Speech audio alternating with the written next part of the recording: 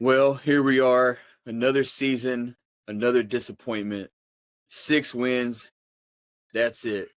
The team that was supposed to run it back barely limped to last place in the division. 9 years of Shanahan-Lynch, still no ring.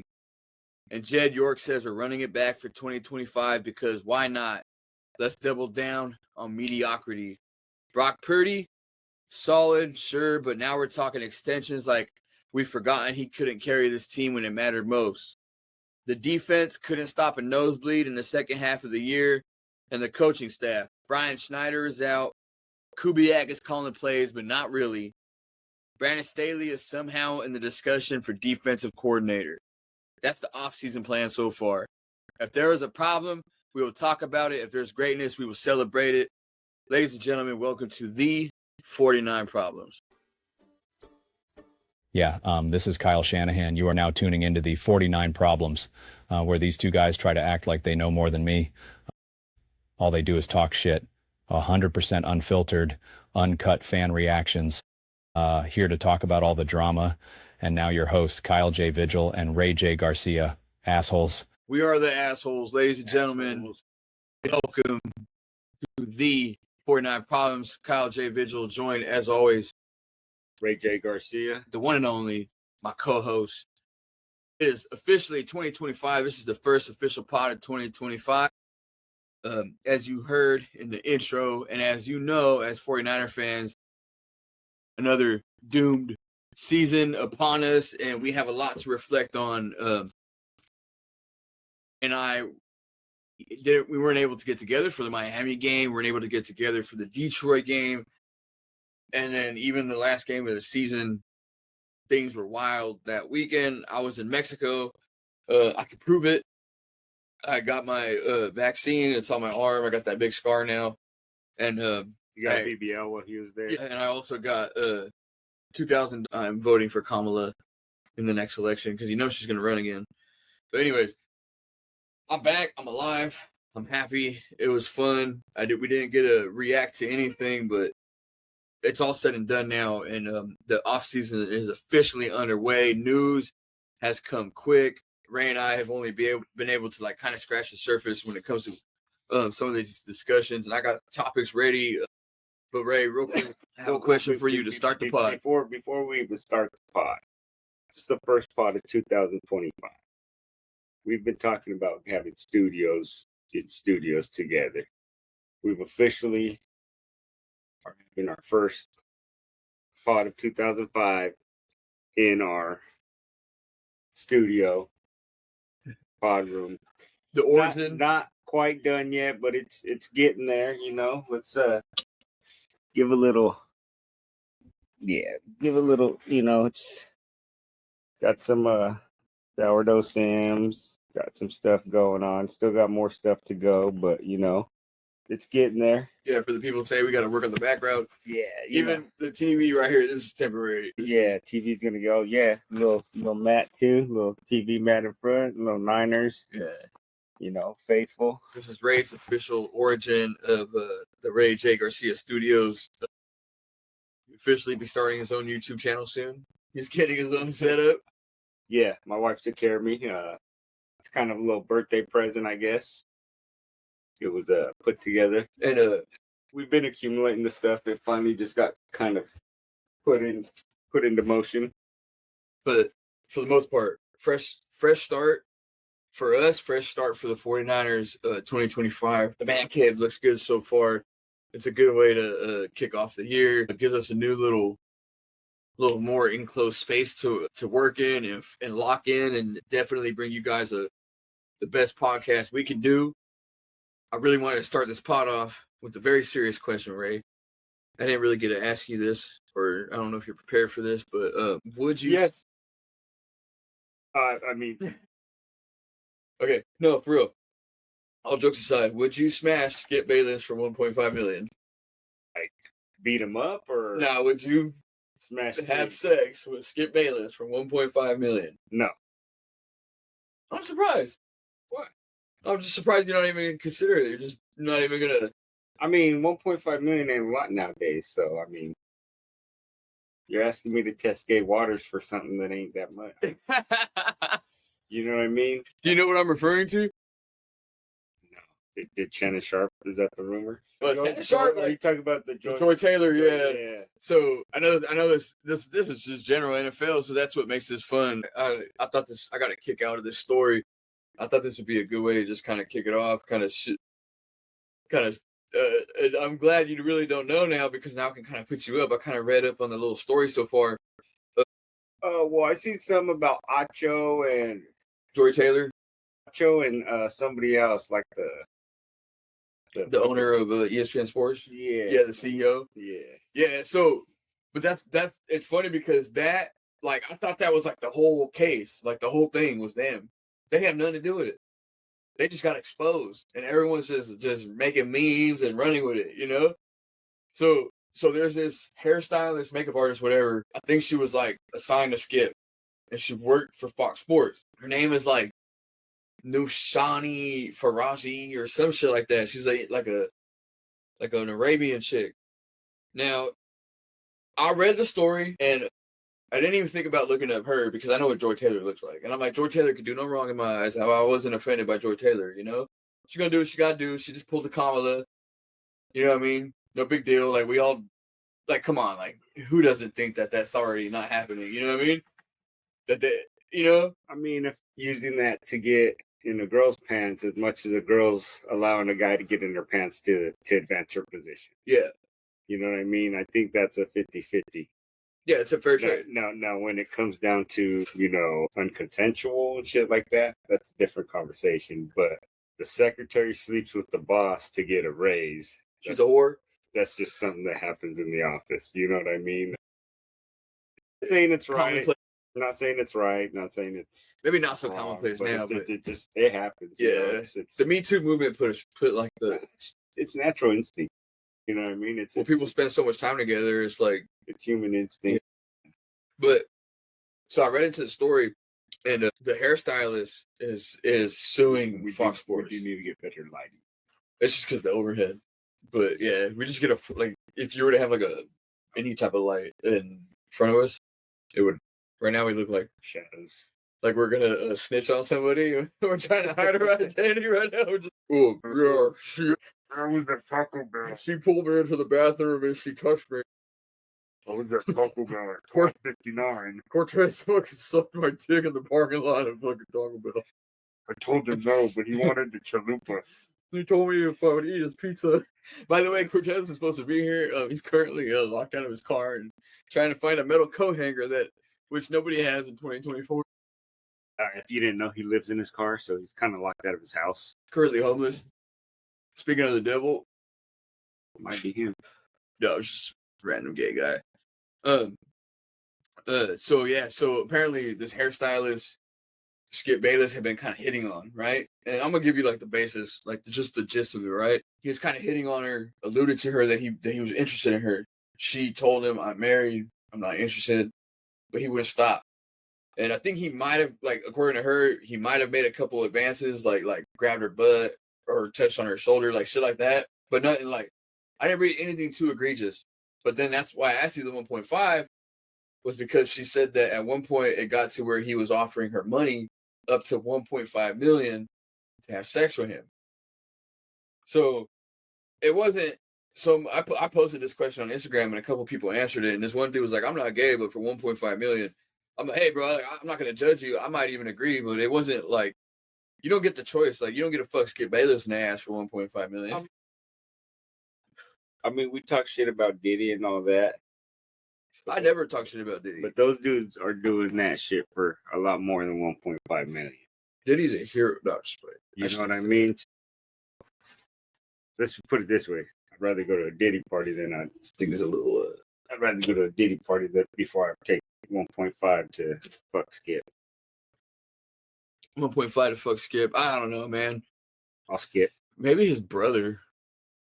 Does he got a brother? No, but he does. You don't know Rick Bayless?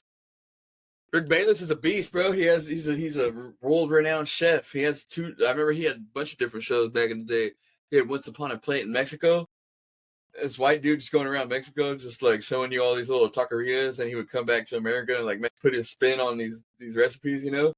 And then he would do a barbecue university. Rick Bayless, you don't know Rick Bayless? At least Rick Bayless can feed you good. I feel like you're getting me right now. I'm not. Rick Bayless is a real dude. We Google it. We could Google it. But anyways, yeah, I thought that was funny. General consensus is no, we will not fuck Skip Bayless for 1.5. I thought it would be funny that if all said and done, and the results of the lawsuit come out, wouldn't it be ironic if she gets less than 1.5 million? I mean, I'd do it for 1.75. Yeah, a little bit more, $250,000, slightly more. Just the taxes. Like, so you walk away with 1.5. It depends. Like, does he put it in or do I put it in? That's what I'm saying. Like, you would get smashed. Well, you smashing, but like if you're Joy Taylor or if you're Nassoon Faraji, you're getting boned. So technically, it's 1.5 to get boned. I was trying to keep it like PG because I didn't know if we were 5 minutes in. Oh, we're way over. Yeah, nah. You know what? Fuck it. My uncle didn't even give me that. Nah. So, but that chick, she was the one that exposed Joy Taylor because she supposedly like confided. Nah, you're sick. Oh, you got that sickness? What kind of sickness you got? You didn't go to work? Oh, new COVID. I don't even have old COVID no more. I got nothing now. I'm good. I'm 100% now. You know Skip Bayless? I gotta get a monitor at least. Bring my PS5 in here. You should. You got the router here. I was gonna ask you if you smashed Skip Bayless for 1.5 million. He's an old man that does sports. He's in the news right now for fucking trying to smash bitches for money. This Switch is actually coming. That's an old box, huh? used to. That look good anymore. So yeah, I was saying that she exposed her for fucking Acho, and that supposedly she told Faraji that because Faraji told her like, hey, you shouldn't, like, pretty much warned her like that's, you know, you shouldn't do that, it's unethical, blah blah blah, and that she admitted that she already hooked up with the CEO, and that she had a plan that if I get exposed or if whatever, like if they don't promote me or whatever, she's like, I'll just say that he raped me. So this broad is throwing her under the bus when she had nothing to do with Skip offering her to 1.5. You know what I mean? So then today I was like, you know what? I know what Joy Taylor looks like. You know, whatever, right? It's like, honestly, like, yeah, it's like for a black woman, like, I mean, I shouldn't say that. I don't mean it like that, because I'm just saying, like, she's a black queen. She's like mixed. She looks mixed. Yeah. She's bad. I mean, you know, she's a queen. But let's see. I think I saved the picture. Thought it did. Maybe it didn't. But once I see her, I was like, it's not coming up now. What's her name? Nasheen or Nushin Faraji or something like that. Taraji. Oh, here she is. That was her. That's the bitch Skip was trying to offer 1.5 to. Smack? For 1.5? Yeah. I'll say, hey, Skip ain't lying, bro. Fucking Skip ain't lying. Right? Anyway, if I had the money like Skip had, yeah, hell yeah. Right? That's why I can't be mad at Skip either. Anyways, all right, we spent 50 minutes on Skip. Let's reflect on the 49ers' disappointing 6-11 season. Ray, coming into this season, what was the expectations, bro? I think I had us going 14-3. But what were like the general expectations by the NFL? Super Bowl favorites. 49ers are going to run it back. They brought everybody back. They spent how much money on the offense this offseason? Yeah, I don't know. A lot. They signed AU. They resigned. Offense performed mediocre. Not even mediocre at its worst. When Kyle Shanahan's bad, he's bad. This is his fourth 10 losses or more season out of 8. And we're going on year 9. Still no ring, like I said in the intro. You know, there's positives and negatives and everything. I kind of wanted to ask you, like, where do you want to pick up? You know, where do you want to take this pod in the beginning? Because you and I haven't been able to really break it down or shoot the shit. So, we could go anywhere with this, dude. 6-11, high expectations. Your brother was giving me the whole, we're gonna run it back. You know, to me, I shouldn't say casual, but that's like the ride or die, like optimistic mentality. Right after the Super Bowl, we're gonna run it back. We'll be right back, guys. And I'm like, I feel like, I'm not going to say I was the only one, but I feel like I was kind of like cautioning against this. Like, let's not I couldn't see it. I did feel that we were going to be able to get to the playoffs, though. I just didn't. I mean, I thought we were going to win the division by like a game or two. I thought we were going to be like maybe 11, max 11, 10 wins.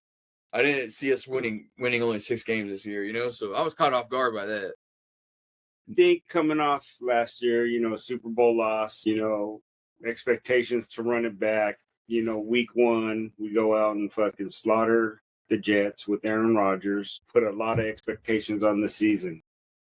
You know what I mean? We beat a fucking elite quarterback and, who's supposed to be turning that team around, and they just put a lot of expectations on it. I mean, we had, as fans, we had high hopes. Yeah. Coming off that Super Bowl loss. Like, that was a fluke. It was injuries. If we had everybody healthy, we would have won it. I wanted to do that. I wanted to say, let's kind of go through the season. Like week 1 was like a you know what I mean? It was but okay. So me and you talk about this a lot, right? We talk about casual fan reactions, right? What was one thing that me and you remarked about on week 1 that we was like, I might have to give you a little bit of hint, but it had to do with Jake Moody. Oh, but it wasn't the misses. It was the fact that Kyle Shanahan kicked 6 field goals in that game. You said we slaughtered them by the score because it was like 31 to like 12 or 13 or some shit. But it was a definitive win. But I remember saying like, damn, why are we kicking so many field goals? We can't finish drives. And that was in week 1. And then what happened in week 2? Yeah, fucking embarrassing loss to Sam Darnold. And can I say something real quick, Ray, before I let you, because I kind of cut you off. But that's what I said. I wanted to reflect upon the season, like, because there were some good things and there were some good moments, but there were some games where we know why that game was lost, right? But real quick, and I wanted to say this for the pod and for you, Vikings have never won a Super Bowl. The Minnesota Vikings, did you know that? One of like 4 teams in the playoffs that have never won a Super Bowl right now. I was thinking, like, imagine being a Vikings fan, and you had a better quarterback last year. I feel you got a better team right now. They have a really good team, but they had a better quarterback with Kirk Cousins than Sam Darnold. But imagine being a Vikings fan and you finally have hope that you could win a Super Bowl and your quarterback in the playoffs is Sam Darnold. He's Sam Darnold last week against Detroit. Yeah, but I mean, I know you're just going to continue to hate on him because you can't. I still don't believe in him, bro. Because Minnesota was a good team before him. They were a good team. They went to the playoffs last year with Kirk Cousins, right? They beat us last year, remember? With Kirk Cousins, fucking demolished us. It was like 300 yards. He was running all over the field on us. We couldn't stop him. Minnesota scraped us 2 years in a row. And you might correct me if I'm wrong, but I think I'm right. Both of those games were winnable. We could have been 3-0. Week 1, just like we were last year. No, yeah. You're you know what I mean? You're right. It came down to field goals, and kicking field goals and not converting touchdowns. Yeah. That's been our critique, and that's one of the reasons we hate so much on Shanahan is, he gets us there, but he don't finish. Just like, he could get us to the Super Bowl, but he can't win it. He'd get us to the championship game, but he can't win it. You know what I mean? Remember... He could get us inside the red zone, but he can't punch it in. Remember last season after we lost to Cleveland, and that stat went out about Kyle Shanahan being 0-38 when he's down 8 or more points in the last or in the fourth quarter. And then I think last year he went trailing. Yeah, he only came back like once, and then we did it twice in the playoffs, right? That didn't come up at all this year because they never came back from any of these games. What was there one game? I think maybe the Tampa Bay game was one game where I think Tampa Bay had the lead at one point in that game, right? Yeah, had to have been Tampa Bay, right? I mean, it was how can we not remember? There's only like 4 of them. Yeah, we only won 6 games this year. Well, we won 1 against Seattle, lost both to the Rams, lost both to the Cardinals. Oh, you got in your house? I mean, your car? My knuckles bag. You know what we can do? We can kind of rotate this way, so that all that's still in the frame. You know what I'm talking about? Yeah. Not too much, but like felt like right there. So my knuckle can get in here. You might not be too on the video, but you're always on audio. Cortez is live and he's back in the flesh. Right, your cup. You don't need that anymore. No, go find your cup. Hell no. You good or what? I'm good. But yeah, we was just reflecting on the 49ers' terrible season. But I try to pull up their schedule so I because I mean we know who we're gonna play, our opponents, but I was just trying to go through who we played this year. So okay, here we go. I got it. So we already covered. What you looking at? Jets lost to the Vikings 23-17. Lost to the Rams 27-24, 3-point game. We beat the Patriots, so that put us at 2-2. And then following week, we lost to the Cardinals 1-point game, 24-23. So one of the things you and I called out this whole season, and the fans can go back and see this on all the videos that we've made, was Kyle Shanahan's play calling in the ends of some of these games. And those being one-score games early in the season, that's only 2 games. Like, that would only put us at, 8 wins if we made one, if Kyle Shanahan made one more call or Brock Purdy made one more play. But in the beginning of the season, it was more on Kyle, I feel. And I have some numbers to kind of back it up. And we'll get into that when we get into Purdy, because I don't want to kind of go off the topic of the overall season before we focus more on individuals. But that's 2 week 5. That's 2 one-score games that would have fucking changed the outlook of this season right away. 8 wins. We're not in the playoffs still, but that's drastically different from fucking 6. And the way they played these last couple of games, is a big reflection upon, I think, what this team is going to look like moving forward. You know what I mean? Yeah. And then, well, I mean, moving forward, we can't really talk about moving. We got to see what's going to happen. True. Who's going to get re-signed, which that leads us into something else, which this is probably one of your topics. I don't know if you want to continue on this one or let me run through these. Let me run through these real quick. Move on to who should stay, who should go, who I want to ask you so we could go because I want to talk about Brock. I want to talk about the contract. I want to talk about the defensive coordinator. There's a lot of contracts I want to talk about. Okay, so where you want to go contracts? Next. Well, I mean, not necessarily contract. Well, I guess it is contract. Like the roster and these free agents and all that stuff. Free agents, people who needs to be negotiated, people who are under contract. No, that's a good way. You know what I mean? Because I want to cover that. But real quick, everybody knows how the season ended. Who did good? Because I want to do our official awards, and we're gonna do all those off the dome. But we'll preface it with some information real quick. But again, I just want to cover the season so far. So week 6, 49ers, we beat Seattle Seahawks. That was the game where we probably looked really good, 36-24. And then the game you and I went to, the first game I ever went to, dude, it was phenomenal. Kansas City? Yeah, Kansas City game. Even though it was a loss, it'd be my first game. Like, it was cool just to experience it. But I remember being delusional, bro, being like, I think we were 3-3 at that time. And I'm like, I mean, we're fans, bro. We always got a chance at, our team's always got a chance in ours. But psychologically, imagine if the 49ers had beat. Put it this way. We're not Raider fans. The Raiders think they're going to win every, Raider fans think that they're going to the Super Bowl every year. You see who their head coach might be? Yeah.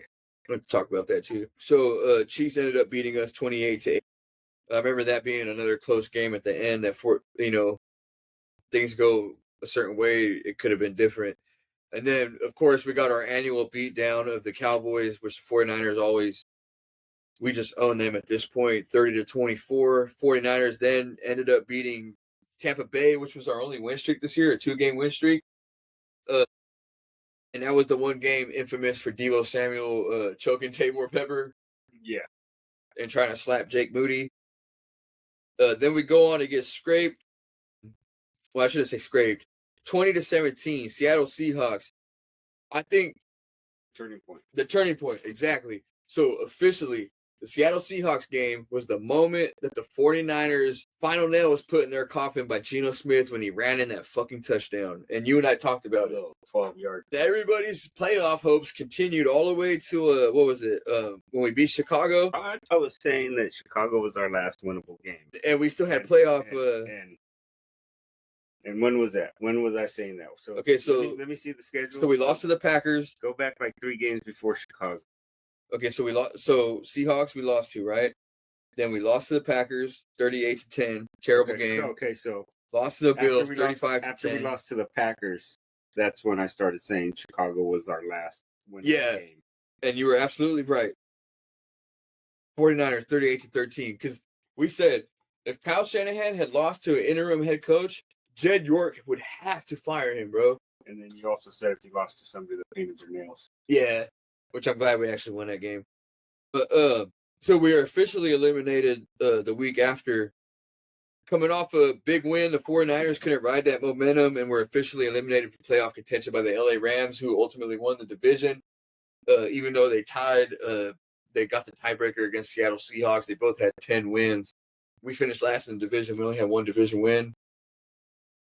You know, so that kind of covers it. But for that, you know, there wasn't much, you know, positives to take out of this season except the fact that George Kittle stood on business. Fred Warner stood on business. But other than that, this offense, man, did you see some of those scores? 2 weeks in a row in those bad weather games. Packers, 10 points. Bills, 10 points. The 49ers offense. You know what I mean? Yeah. The following week after Chicago, 49ers scored 6 points in technically a playoff game that they had to win to keep their playoff hopes alive. This offense has been terrible, dude. It was definitely an embarrassing season. Yeah. So let's do it. Let's get into I know you wanted to cover the contracts and stuff like that. Well, let's just go over. Okay, so off the top of my head, I know Kittle is at a contract, right? Oh yeah. So Kittle needs a contract. The first two definitely that need an extension are for Warner and Kittle. They have one more year left on their contract, but they have no guaranteed money. So everyone that was in that position was those guys we named earlier on the offense. Jauan and BA. Yeah. So technically, there's no reason to believe that they wouldn't be going to the negotiation table. Depending, you know, on if the 49ers need to change. To me, if the 49ers want to change anything and gain any type of momentum and maximize all this time they have with this offseason, they got to stop all the extended negotiations that take so long. So with Kittle, because he has 4 All-Pros, and every 4 All-Pro linebacker is Hall of Famer. So with that being said, I think he gets a contract. He gets most definitely, yeah. That's number one. Now moving to Kittle, I mean, what's your opinion on that? That's just my opinion. Like 100% agree. There's no reason to not to, and I feel like as a team, they have to move away from certain personalities and reliance on certain players, and they have to identify a certain core, right? Initially, maybe two years ago, maybe before we even started the pod, we might have floated it around in year one. I might have said even trade Kittle when you still could. But I think now, I think we did it at the end of last season. Maybe, yeah, we might have floated around. Yeah, that was one of it was more. It wasn't trade Kittle because he was declining. It was more trade Kittle for the value. He was a really valuable. However, now, not to cut you off, if we're going to move on to Kittle from Warner, I've completely done a 360 on that. I think we need to sign Kittle. I think he's the heart and soul of our offense. 100%. Just like Warner's the heart and soul of our defense. Those are the two legit captains on these teams. I mean, shit. Longest tenured 49ers. I've never had a Kittle jersey. I never even gave it a thought to get a Kittle jersey. I mean, I've always liked him. He's always been, one of my favorite Niners. That's the only one I got. What? But that's the only jersey I got. After the season, he changed my opinion on him. I was thinking get rid of him for trade value. Get rid of him a year early before a year late. You know what I mean? I changed my opinion. I went out and bought a Kittle jersey probably the last 2 weeks of the season. Just in case he ain't back with us, I still got something saying he was a Niner. You know what I mean? Like, so you know what? I think he should be back. I think he needs most definitely. Yeah. I think him though. I seen something his wife put out that she put out his stats. The fucking dude's number one in every stat, dude. But what did you see that? Well, he got the only one that outdid him this year was Brock Bowers. He got the first team All-Pro. So that same post I've seen about Fred Warner being like for sure Hall of Fame, like no matter what at this point. Like, I mean, who knows like how long it'll take. But Kittle technically has only, because he doesn't have no Super Bowl rings, The only thing he really has to hang his hat on is 2 All-Pros, and there's only 2 All-Pro tight ends in the Hall of Fame, and it's Ditka and somebody else. Can't remember who. So Kittle isn't quite there yet, like in terms of like NFL Hall of Famer, but for the 49ers, the dude's a fucking. To be honest, he got snubbed. He should have 3. He got snubbed this year. I should know. Brock Bowers' numbers were a little bit better, bro. A little bit better. He's still. And he don't even. And that's Gardner Minshew, bro. Well, there was some Aiden O'Connell in there, but Brock Bowers was reliable. His numbers were just slightly better, but he's the next George Kittle. Put it like that. Technically, he's the next George Kittle. I'm not saying maybe he did get snubbed, but I think that's who they were talking about. Tight end from Penn State, 6'6". you know who did get snubbed? But I don't want to get too off topic. It was a Diamador, but we'll talk about that. But so George last year, I was so hyped for him to finally get back to the Super Bowl because he was so iconic for that clip. I'm going to get my revenge. And then Kyle Shanahan throws it to him 4 times. No, yeah. So this year, what really made my fandom for Kittle has waned, like has gone up and down, right? Like where I was a huge fan, then I was kind of like, hey, me and you were on board with that. Like, let's move on from him. But we weren't on board to move on from him because we didn't like it. We just know the reality. Yeah. We wanted to move on to get value. Yeah. We just understand the reality. But this year, what really made me kind of come back into being into the Kittle fandom was the fact that he spoke up and said, maybe I'm not getting the ball enough. He did it in a way that's very different from Deebo Samuel. He did it in a press. You guys seen the tape. You see that I'm open. I mean, you talked about where he said, I feel like I'm open all the time. They're just not throwing to me. Because of the progression thing, right? And it's Kyle Shanahan's system. Kittle has always been 3rd or 4th in the progressions. And on the plays where he's won, fucking, like, the passer rating is through the roof. Like, you know what I mean? Like, his numbers are through the roof when he's early in the progressions. When the offense is fed through Kittle, it's a different type of offense, bro. But Kyle Shanahan moves away from that so much because Kittle's the best blocker in the NFL. And that's why I know you've seen that post I put up a while back, a couple weeks ago about Kittle being better. And that one was like huge, bro, because a lot of people were debating on. I seen it. And it's all hypothetical, right? So, here's the thing. I mean, if we're comparing, like, and I seen some of the people's why they disagreed and some people that agreed. And if we're comparing just statistically, yeah, you're right. Gronk would have been better? No, statistically, I think Kittle could have been better. Yeah. Size-wise and dominant-wise. Well, Gronk was just a different beast. Gronk, you know, Kittle can't go up and snatch that thing, out the center, run up the middle and snatch that thing out of the air like Gronk did. Yeah. You know what I mean? With 2 defenders on it. They're just different species. Yeah. I mean, it's like trying to compare Frank Gore to Marshawn Lynch. You know what I mean? Yeah. They're different type of runners. You know what I mean? And both very valuable to their franchises at one point. Kittle, man, like back to the, him being important to the team. However, when you start having conversations about tight ends and, some of the best, yeah, they're right there in the same conversation. Yeah.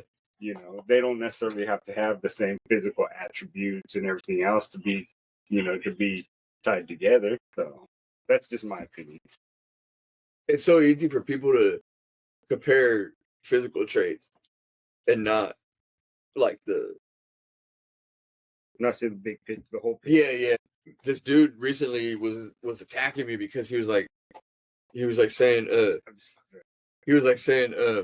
I don't know where Cortez's lips was. He disappeared. Oh yeah, I forgot. Yeah, he had to go meet up with a fucking. But you ain't even nowhere near the camera, so I'm gonna focus over here since you're gonna be off. But chime in, bro. Talking about. Yeah, hop in. Throw your. You got anything to say? You got any questions? I should have said. I gotta start sending this guy questions. I think he's AI. I think I need to use him like an AI too. I can do that. All right, so we hit Kittle, we hit Warner. Well, yeah. Let me round it. Let me come. So you extend Kittle. I don't know. I have no idea. So actually, this brings it. The guy I was telling you about, he was kind of like coming at me crazy online because he was saying I was speculating on the Brock Purdy contract extension, right? And that's related to this whole contract extension thing. Even though Brock Purdy, I don't think would hold out, but I don't think Kittle would. I don't know. I can't see either of those guys holding out because I'm such a fan of the team. But we've seen everybody hold out to this point. So this guy was like telling me, I don't understand the annual average value versus the cap hit, right? And I was like, I do. I know all that. I understand it, right? But I'm not a cap expert. And you can't speculate on Brock Purdy's contract until we know what it is. We don't know what his cap hit's going to be. The point is, the more money you give him, odds are the bigger the cap hit's going to be. Not necessarily, though. What do you mean? Not necessarily. Because they can move money a certain way where they're like, we'll give you this much up They front. could give him so much of a signing bonus. The thing is, the 49ers. To where they push that cap hit back to so I did this next year or the following year to where the cap's a lot more. So hit, you know what I mean? So I just seen a post where the 49ers are going into this offseason with like one of the highest caps, right? But we've been there every year. The thing is we've been doing that for so long where a lot of these contracts we're still paying for a couple other guys. So no, but it's starting to catch up to us, and that's why we're having to pay these contracts. That's why last year with CMC, Trent Williams. Yeah. Now this year it's going to be Warner. And the thing is I was telling this dude too is that we still have one of the highest like this dude was comparing. Well, yeah, he was comparing like Jaguars. He's like Trevor Lawrence. I was like, yeah, but they're not paying Deebo Samuel, Brandon Ayuk, George Kittle, Fred Warner, Nick Bosa, Diamador Lenore, who just got paid, Jauan Jennings, CMC, Trent Williams. Like, that's why Jacksonville is terrible, and we were in the Super Bowl last year. You know what I mean? Like, yeah, but we're kind of getting off. Because, I mean... Well, no, it's related to... to Brock Purdy, which is where I wanted to steer, because I didn't want to go off the extensions too early, but... So, yeah, I was agreeing with... Obviously, we have to stay with Kittle, and I wanted to talk more about how they're the core of the team. I want to get Brock Purdy. Yeah. Later. Okay. Because there's two more. Yeah. I want to come up. Yeah, I just wanted to touch on how Kittle and Warner, we talked about how they're the core of the team. And that's essentially how I feel, right? So you start with those two. And then you already locked in Diamador Lenore. Nick Bosa's not going anywhere. So you have three pieces at both levels, or all three levels of the defense. And then... Well, I think there's another key piece that we need to lock in. And I think that's Dre. Okay, yeah. So... Greenlaw. An essential piece that, and I think you got to bring in Huff too. I said two more, yeah. Right? And I brought up Dre first. I was gonna get and so this gives me a chance to explain. If we have to get rid of one, who would you choose? Yeah, just because we got Jair. Yeah, bless you, bro. Did you sneeze a fart? Hey, how come your farts smell like in them? Nah, but what if? So this is my thing, right? And the reason why, in a perfect world, we sign them both. So I know you said we'll talk about Brock later, but just use him as an example, right? No, because I want to deep dive. We've already said we need to sign those two. Yeah. Okay. So as far as Warner and Kittle. Okay. So imagine this. So imagine this though. But wait, who's on the priority list right now? That's what I'm getting at. Yeah. So we already said those two need to sign. Yeah.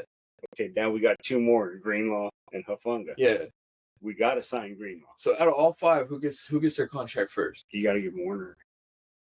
Okay. And then you move on to Vigil. I have to say Kittle because we don't have another good tight end. So there's no way they're going to pay Dre before they pay Brock. If they're going to really pay this fool. I think so. You think so? I think they need to figure out what their cap is going to be. And that's why I speculate on the Brock so much. Because if it affects Dre and Hufanga, I'm going to be upset. Well, so what I wanted to do is, okay, yeah, we need these two. Yeah. Okay, we need this guy. Yeah. We need to sign, because we say we need to sign all four of them. You good? We had to sign all four of them. Yeah. Right? That's in the perfect world. Yeah, yeah. But then I was going to come back to now we got Brock. Yeah. So with that being said, can we still keep all four of those? And so I don't know. Yeah. That's the whole. That's what I was trying to get to where you were going with it, but yeah. Well, it's all related. That's why it's all related. That's why I kind of said if we had to get rid of one. Yeah. Well, Brock is like the whole Brock thing is its whole conversation. But I just referred to how it will affect them, and I can't imagine talking about their contracts without knowing what they're going to do with Brock. Is what I'm saying. You know what I mean? No, I get where you. Because the way the NFL is structured.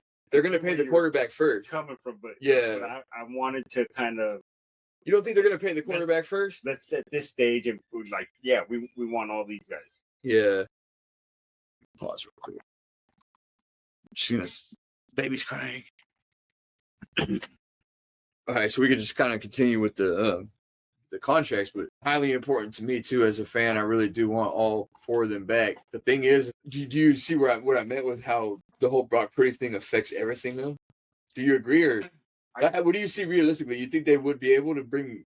I do, but at the same time, I mean, we always hear, and as a fan, we want to give them all 5 contracts. Yeah. Fucking pay them all. Yeah, yeah. You know what I mean? It's not our money, yeah. But it's the caps that I'm worried about. You know what I mean? But at the end of the day, I mean, we just know there's a limit. We don't know what it is. We don't know the inner workings on how they get there or what they do to get there. But with that being said, we don't necessarily have to sign Brock. That's the thing, though. So I know Brock's already came out and said that he would like to get a deal done, and he will hold out. Did he say he will hold out? He didn't necessarily say it, but he kind of because I know just said he wanted to get it done peacefully. He didn't want to have, and he said he wants to be there for week 1 of OTAs, and he wants to get a full off season and all that. Yeah, which basically saying, to me, that's telling me his agent is already saying, "Hey, we're gonna fucking get this money." Niners, hey, be prepared because we're gonna get this money. We're gonna negotiate it. Niners have said they want to pay him too. And if we have to hold out, that's the second highest paid offensive player in the NFL. He'd be the first. He'd be the highest paid. Well, no, I think Dak's still gonna hold it. I don't think he's gonna get paid more than Dak. I think Dak's like fucking. Isn't Dak like the highest paid quarterback in the NFL? $260 million. A lot of people are saying that they don't know if Brock would crack that. I mean, who knows at this point, you know what I mean? But he will. I think they're going to make him the highest paid player in the league. And how much would that affect the cap? Like, how would that not affect the cap to where there's some type of cap casualty? So let's get down to it. I mean, we're talking about cap, but let's get down to the real question. So let's look at all the free agents then. Let's get down to the real question. Is Brock worth it? Worth what? Worth risking losing possibly 2 of those 4 players, being the highest paid player in the league. Do you think the Niners can win with Brock Purdy as their quarterback at the helm? Personally, feel that we've already talked about. I mean, put the fact that Shanahan's our coach aside. We know Shanahan's. Yeah. We know his faults and his failures, and that haunts it. Yeah. Now, do you think if Brock Purdy was in Patrick Mahomes' situation with Andy Reid and the Chiefs, he would win Super Bowls? It just depends because Brock Purdy hasn't. What I'm asking is, do you think Brock Purdy's an elite quarterback that you could win a Super Bowl with? Not necessarily a dynasty quarterback or a franchise quarterback, but do you think he's capable of winning a Super Bowl? I don't think he is. You don't think he is? No, I think the team is, but from what I've seen, bro, I don't think Brock Purdy can win us games when it matters. He couldn't do it in the Super Bowl this year, and he couldn't do it in 11 games this year. He got hurt in the NFC Championship game the year before. In the Super Bowl, we talked about it. Jauan Jennings was going to be the Super Bowl MVP no matter what. He was the better quarterback in that game. Even Patrick Mahomes didn't have a touchdown. You know what I mean? Even Patrick Mahomes didn't have a fucking touchdown till the overtime. You know what I mean? And that might not be so much of a knock on Brock Purdy, but maybe it was his first time. He's a fucking Mr. Irrelevant for a reason. But at the end of the day, he was still in a Super Bowl. Like, nerves are a thing. But we've also seen him in these games that aren't so big games this season. He's just a different guy. And I think we're getting a more well-rounded picture of what Brock Purdy is. And the reason why I don't like to compare him to Mahomes is Mahomes was you said he was on the Chiefs. I'm just saying, put him in a different situation. No, I know, but I don't know, even if he was on the Chiefs, I don't know if he would fucking score 50 touchdowns in a season and get MVP. I don't know if Brock Purdy's capable of that, dude. You know what I mean? I'm not. That wasn't. I'm not comparing stats. I'm not trying to. Yeah. No. That's why I was saying, yeah. All I'm saying is because Mahomes got a record-breaking contract. Okay, fucking take Mahomes out of it. Yeah. Take the Chiefs out of it. Let's rank the QBs. No. Take the Chiefs out. Okay. Put him on the Dolphins. or put him on the Jets. No, let's talk quarterbacks. But what I'm saying is, I'm trying to figure out if Brock Purdy is worth the 50 to 60 million that they're talking about giving him. Oh no. So I think he is. I think he can win. I think if you put him on one of these teams that's set up to win. I don't know. Dude you hate, Sam Darnold. You couldn't do it this year though. The dude you hate, Sam Darnold. You put him in Minnesota. You don't think they're a winning team still? Okay, but what makes the highest paid elite quarterbacks? Technically, but I'm not talking before we even get into highest paid because what I'm getting at. No. But hold on. You're not. Once you elevate the, he hasn't done that. I mean, that's not. Don't elevate their team. Trevor Lawrence, Kirk Cousins, DJ, how many Daniel times? Jones. Kirk Cousins, how many times? Kirk Cousins got how many? He also took Minnesota to the playoffs last year. But how many $100 million contracts? And that's what a lot of people compare Brock Purdy to him. Like he might be the next Kirk Cousins. He might get all these big money and never take anybody anywhere. He might be the next Tom Brady. If we're gonna talk about he might be this, he might be that. I don't know, bro. I honestly He's already taken us to a championship game. He's already took us to a Super. He fell a little bit short in the Super Bowl. Let's go. Okay. His redemption year, he had a beat up offensive line. He already had his redemption. That was last year, and the Niners blew it. I think his story is what it is at this point, and maybe he'll get a whole nother redemption arc like down the road. I don't think it's going to be 2025, but let me tell you why I'm thinking that way, right? And I'm a huge Brock Purdy supporter because we're all, as fans, we're fond of like the big moments, right? And the fact that he's won these games for us. But what I've seen this year is giving me like more information, right? And what I'm seeing is he can't win in a weather game, which is going to be huge in the playoffs, especially because so he's 1-3 in bad weather games. He's only lost 2. He's won 1. Well, we went on a 3-game losing streak last year, and we lost 11 games this year. And so regardless of the weather, I'm saying regardless of the weather. So when the weather becomes a factor, that's an even more reason not to like invest so much money in him because the weather is always going to be a factor. So imagine the weather is only a factor 30% of the time. 70% of the time, you still can't rely on him to win you to take over the game for you. And that could be a symptom of Kyle Shanahan's system. And so you could convince me that Brock Purdy could be that guy, but I don't think he could do that. Like a lot of people contribute Brock Purdy's success to this team. Nobody else was going to pick him. The 49ers took a gamble on him. He was not going to play at all unless Jimmy or Trey Lance went down. He would have got signed out of the team. It wasn't like no. He was going to be an undrafted free agent. He was the last pick in the NFL. If the 49ers took any other position, he would have been an undrafted free agent. How many other undrafted free agents get signed? Okay, but there's no guarantee that he would have got picked up right away, and that he would have been a starter. He would have been a diamond in the rough as an undrafted free agent for any team that picked him up. But it wasn't like it was going to be like, oh, that's Brock Purdy. But what was he doing where he was third on the depth chart? He was never on the practice squad. But Grant Cohn was the one that was always calling it out. What was he doing that was making him third on the depth chart?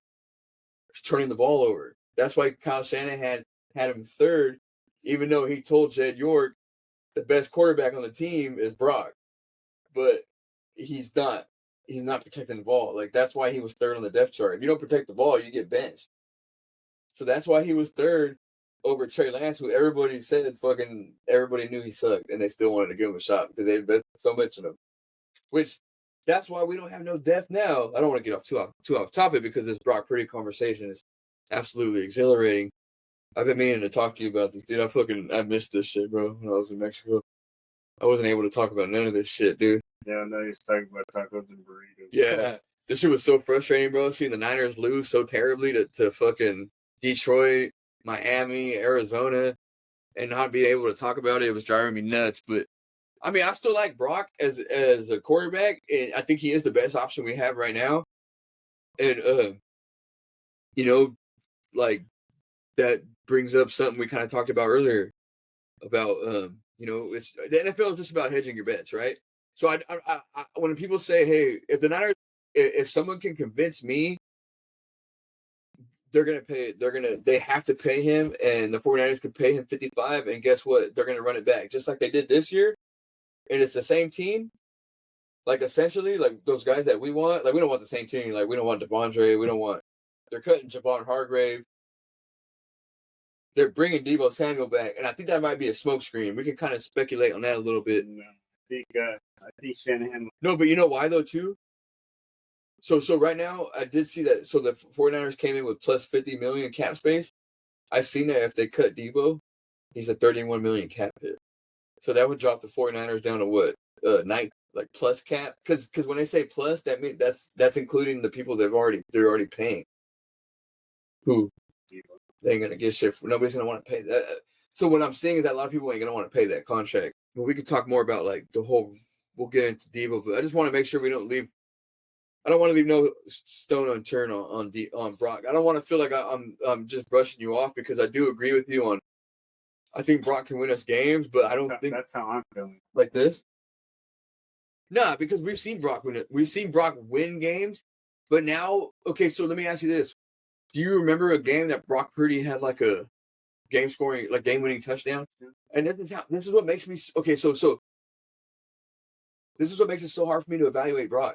It's Kyle, because of the fact that he puts him in these weird situations. That's why I asked you. Put him on any other team. So let's rank the quarterbacks real quick. You replace Sam Darnold with Brock Purdy in Minnesota. Do you think Minnesota's still that same winning team? With Brock? Yeah. Better. Well, they're 14-2, so I don't know about better. I mean, I think they're more dynamic. Sam Darnold can't run the ball as well as Brock Purdy, and here's one. You put Brock Purdy in New Orleans instead of Carr. But that's more of a testament of. But do you think New Orleans is No, but hold on real quick, because of Minnesota, just real quick. I want to say Minnesota has a better coach, and so that's more about coaching. Put him in New Orleans is in a different situation. I don't know much about their offensive line. Obviously, their coaching was terrible this year. I don't even know who their coach is. You know who their coach is? Better quarterback than Derek Carr. At this point in his career, most definitely. That's kind of what. But that's why I want to talk about quarterbacks. That's kind of what this conversation is. But that's why I want to put him in, and that's what I'm asking you, because you said it's hard to evaluate him because of Kyle Shanahan. So you put him in different situations. Do you think he's still successful? Is what I'm getting at. Okay, but that's why I want to rank quarterbacks though. Because you're comparing him to Derek Carr. Derek Carr, we know he's better than Derek Carr. I'm just saying in the system, because Derek Carr is pretty successful in the Saints system. He's just, I mean, the like Saints, he would be. I mean, he's doing good. He puts up good numbers. You know what I mean? They're not successful as a team. Okay, so me and you might have done this a few times, right? But so now, because I want to start making official posts, so right? Let's go back to the Jets, where the Jets are a good team. They're just a piece away from it. But have they been? But where they have a fucking Hall of Fame quarterback. You know what I mean? And I'm not comparing Brock Purdy to Aaron Rodgers. I'm just saying. But they've been a mid-franchise. If they didn't have Aaron Rodgers, but they still have the offensive pieces that they have. You saying like would Brock Purdy have had better success than they had this season with Aaron Rodgers? Would Brock? No. Purdy, you don't think they would? They would have been the same team or worse. I think they would have better. I think Aaron Rodgers is a better quarterback than Brock Purdy. I'm not saying he ain't. I think they would have had better. Brock Purdy's fucking. That's where I would disagree with you. Brock Purdy's college running back and roommate is the running back for the Jets. I think there you would have had better. Oh, see, but I didn't know that though. But I don't think that chemistry would change things because we have CMC. That chemistry would change shit. But you know the thing is we had CMC for 4 games and we only won 1. You know what I mean? And he was the offense. You know, and Brock Purdy almost went to the Super Bowl and almost won one with the MVP Offensive Player of the Year. You know, so we've seen the best of Brock Purdy when he's had the best on the field with him. That makes it hard to evaluate him. So that's why I do tell people I would prefer 1 more year in the system because we're gonna get 1 more year with Kyle and and Lynch. Jed York confirmed it. So let's see 1 more year with Brock Purdy. Why? Because you got bars. I'm behind bars. But let's rank quarterbacks. Let's officially do this because I told Macrina's got the. She's got the. Macrina. My girl's gonna say my girl. She's got the Canva Pro account. And I was like, so you can make you could do hella shit on there, like official, like you could do real posts and shit. Like you can make graphics and shit. You know, Canva is like an editing app. And I use it to edit shit, to make posts and shit. I use it to do the intro for Kyle Shanahan. Yeah, they gave me that beat and that little graphic and all that shit. But so I wanted to do this with you. Let's talk about the quarterbacks that are like, let's talk about the best quarterbacks in the NFL, because some of them aren't in the playoffs, right? And I want to see if you agree with me or disagree with me, right? Is Patrick Mahomes still considered the best quarterback in the NFL? Like, would you agree with me on that? I do. I think he is. I put him at number one just because he's won 2 Super Bowls in a row, and they're 15-2. You know what I mean? They got number 1 seed in the AFC. Got one of the best. He's got multiple MVPs. You know what I mean? Yeah, you'd have to put him in number 1. Well, He's trying to find a reason to not put him at number 1. He's trying to find a reason to not put Patrick Mahomes at number 1. I'm interested. I want to see what it is. This is live, in the flesh. I mean, if we're going off We should go wins, live and this Super, year. if we're going off wins and Super Bowl wins, yeah. See, you put him in number 1. Yeah. But if we're going off pure statistics, Okay, so I don't care about statistics at this point because the results is what matters, and he's in the playoffs, and he's number 1 in the AFC right now, right? but we could also say that's due to his team around him. Okay, He's always so to got entertain the idea, who would you say is number 1? Because it might be my number 2. Okay, so Josh Allen's my number 2. Number 3, I would genuinely mostly agree with everyone that it's Lamar Jackson right now. Daniel Jones. Bro, I'm telling you, bro, you should get into comedy, bro. You should write that joke down and practice it, bro. Like on stage, like people would fucking die. Is he even on a team? He went with somebody after the Giants, and you got what? Right now, yeah. I guess. I put at number 4, and then I would have to say Burrow is number 5, but he's not in the playoffs. His numbers were phenomenal this year, and you bring up statistics. I can't recall numbers off my head. He might have had better numbers than Josh Allen. I think he had like 40 touchdowns. I don't know. His defense was terrible. His team sucked this year. But Joe Burrow, to me, is my number 5 quarterback. Yeah. So at this point, this is when I get into like who's left in the playoffs, right? So you got, I mean, put Brock Purdy right up there. okay, so I don't, right? So number 6, I probably would have to say I would probably go Matt Stafford, better than Brock. Pedigree, Super Bowl winner, better arm, not as elusive as Brock. Can't take over a game with his legs, like, you know, if he gets flushed out of the pocket like Brock can. But he can make a lot better throws. He's more accurate down the field. Got a big arm, deep balls. Deep balls. How long was he in the league before he got the Super Bowl? Like maybe 10 years. Down on his second team. Detroit was never shit when Stafford was there. Detroit's never going to be shit. It was Matt Stafford and Megatron. That's why everybody leaves. Everybody leaves Detroit. Or they ain't never going to be shit. You ain't never don't start no shit. It's going to be like that. Won't be no It's shit. going to be like that scene from Boys in the Hood. Okay, so You ain't shit. Yo, daddy was so you're spoiling the whole. You ain't never Let's talk gonna about. be shit. You're spoiling the whole. Let's do playoff predictions, but let's not jump ahead. So don't spoil your. We know you hate Detroit. We all hate Detroit. We're for that. So I would have to say that. Who did I say it was? Oh, Matt Stafford is better than Brock at this point. Just because.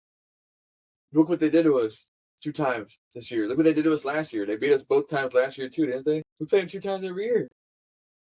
Division rival. So the Rams. Matt Stafford. Oh, yeah. Yeah, I think Matt Stafford is a better quarterback than Brock.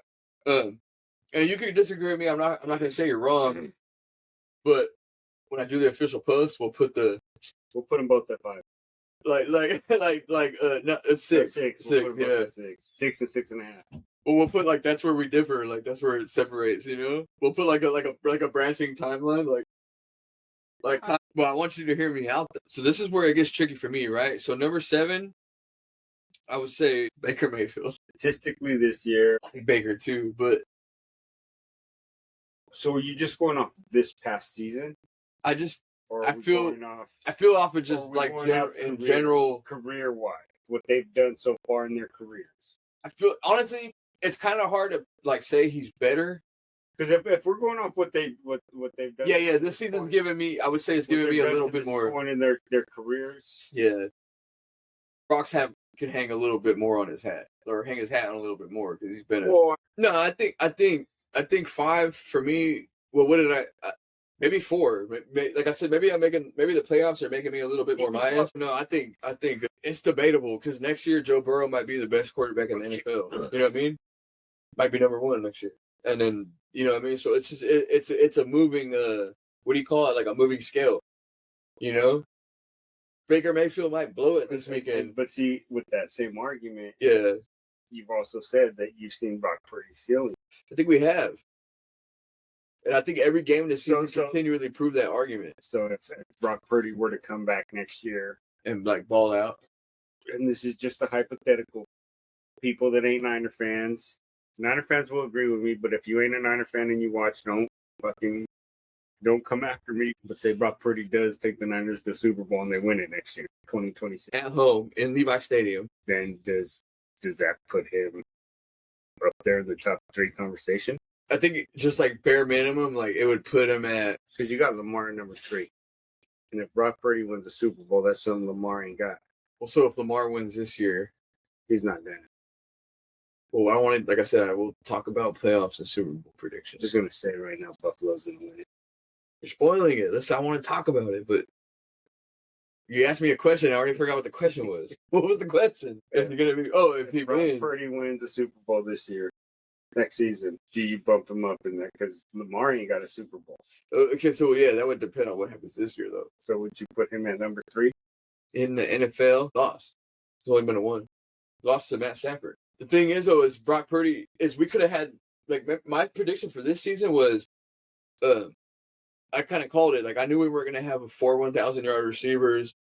There's no way we could have predicted injuries. No, it's hard to replicate. I predicted attrition. I said this the NFL is a game of attrition. I predicted that we would have some games that. That's why I predicted those games the way I did. So my idea was that if we were going to make it in the playoffs, it wasn't going to be because of like a dominant Brock Purdy season. Because if Brock Purdy's having that good of a season, we're winning 13 games. You know what I mean? Which, like you're right, it might very well happen next season, but we have to wait and see. Would I put up top 3 after a Super Bowl? You'd have to. Well, again, right? What if it's Jauan Jennings winning the MVP? And we only win 11 games and just go on a wild run in the playoffs. And it's not because of Brock Purdy. Like, that's the way I look at him right now. Like, I can't, like, if it's this team with the way it is, let's say they move away from, I don't even know, bro. If we had this team right now with this injuries, and the 49ers made a playoff push, even if we didn't win the Super Bowl, I would say Brock Purdy's a top 5, top 6 quarterback. Right now, I have him outside of that. Like, I have him somewhere in that, like, 7, 8, 9, because we're going to see what Jordan Love and Baker Mayfield and even Jaden Daniels, bro. So the reason why I wanted to talk about Brock so much, too, and I said I wanted to bring up the numbers was... I just want to, because you was on a high horse for Brock last season. You was BCB. Yeah. No, I'm a huge supporter of Brock, but like I said, more information has came out, and this is what it is, right? I'm a fan of his, bro, and I think we could win with him. Okay, so the first half of the season, he only had like 3 picks, 4 picks, right? And then the second half of the season, the offense just imploded. He's had like double-digit interceptions, right? He's had offensive. I mean, the offensive line from the first game to the last game was completely different. But what changed last year to this year on the offensive line? Trent Williams being consistent. But last year he missed 3 games, 4 games, and there's another reason why I feel like those were the games where we had that little slide. And there's a reason why I feel like the 49ers can also look to trading Trent Williams, because there's too much reliance on him being injured. But the only thing with that is you're trading a guaranteed Hall of Famer, guaranteed starter. Just like we talked about. And the thing is, you haven't been able to replace any kind of starting position. Well, that's why this offseason is so Cooney, important. So why would you trade him? Because it's bigger picture. No. Okay, so don't get me wrong, right? So before we go too far into the whole what we do to win next season, because I don't think we do. I think this season, I think we have an exact copy next year. And I don't think it's an exact copy. I think we do better. How many more games do you think we win? I'm thinking that the 49ers... We might win 10, but I think the 49ers missed... I'm going to stick... Yeah, because things can change. Things can change, I'm going to stick to the rebuild. Yeah, no, that's what I'm saying. So I'm thinking there's moves. What we're becoming is... No, I'm thinking there's moves that the 49ers can make that would put them over the top. But right now, there's nothing that I could see coming that's going to be like, this is what's going to make us go to the playoffs. Because, okay, CMC comes back 100%. Okay. No. I think we'll be a playoff team. So what I was going to say is I think we're at that stage where we're that mediocre team where we're going to be a playoff team. Yeah. We're going to be a contender. And we're going to be a threat, but we're not going to make a push to win anything. But we're going to be there every year. We're going to be in the playoffs for a few years. Are you kind of just basing that off of the schedule you've seen? The schedule I've seen, I mean, we should fucking go undefeated. But I mean, maybe 2 losses. No, I know. No. But everything changes. But what gives you any type of confidence though? As far as like based off of everything you've seen these past 3 weeks, I didn't even watch like because I wasn't here. So we lost 47 points to fucking Arizona. I don't think this defense gets better. I don't think so. We haven't talked about defensive coordinator. What I'm saying is, we're gonna be a team that gets to the playoffs, but we're not gonna be a contender. We're gonna. I know. But I asked you what makes you confident in that. Like how did we get there? Not just because of the opponents. Confident in it because we got Brock Purdy. Okay. We had him all season. Who I'm confident with. Had him all season this year. But we're dealing with injuries. Okay. You yourself had I know. Had mentioned okay. over this is 2020 all over again. This is injuries, this and that. But these are different. But this was a different. If it was one person getting hurt, if it was 2020, the quarterback got hurt. If it was just Brandon and you getting hurt, then we have no excuse. We still got CMC. Okay. This. I know. But CMC got hurt. We were doing good. Jordan Mason was having a good season.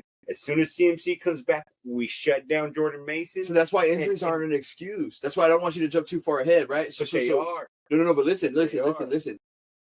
Okay, so I just had this conversation with somebody, right? Ayuk and CMC, you can't count that as an excuse, right? Because Ayuk wasn't producing in the offense before he got hurt. They started to not even target him in games because he wasn't producing. Ayuk was going right back to the doghouse. It was evident. And then he got hurt. But as I say, CMC, even though these guys like Debo, even though he ain't producing, he's just not reliable. But he's a decoy. And even as a decoy, he's shown that he's not running as hard, and teams have learned that Debo's not getting the ball. Don't worry about Debo. But I'm just saying, they still got a big name. Their presence is still. And it's the same. Technically, the 49ers added a better offensive lineman this year, and despite the fact that Trent Williams missed half the season, technically the same offensive line they had last year. They just brought the same dudes back, and they just brought in Cooney. That was it. You know what I mean? McGlinchey ain't there. No, McGlinchey's been gone for 3 years. McGlinchey's been gone for a minute, dude. What's the other one? McKivitz was there. He got hurt like mid-season, and he was never that good to begin with. Which is another knock on Shanahan and his lack of development for everywhere on the depth of this defense, which is also, we talked about it a while back, whole Trey Lance situation. They spent so many first-round picks on him. That's why we don't have no depth.